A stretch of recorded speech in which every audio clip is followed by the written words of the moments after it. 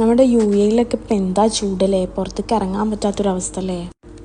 അപ്പം ഞാനിതാ ക്ലാസ്സൊക്കെ കഴിഞ്ഞ് നോട്ട്സൊക്കെ നോട്ട് ചെയ്തുകൊണ്ടിരിക്കുമ്പോഴാണ് ഉമ്മാൻ്റെ ഫുഡൊക്കെ നന്നായി മിസ് ചെയ്യുന്നത്. പിന്നെ ലഞ്ചിന് ടൈമും ആയി. അപ്പം ഞാൻ വേഗം സ്റ്റോപ്പ് ചെയ്ത് അങ്ങനെ ഞാൻ കിച്ചണിലോട്ട് വന്നിട്ടുണ്ട്.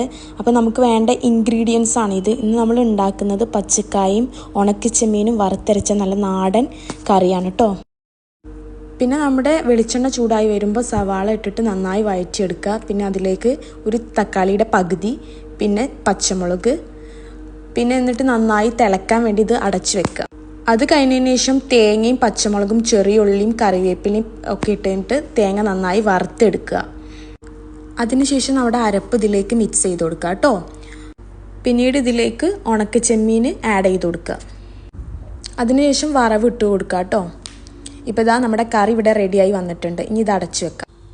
അങ്ങനെ ഇതാ നമ്മുടെ ലഞ്ച് ഇവിടെ റെഡി ആയിട്ടുണ്ട് കേട്ടോ.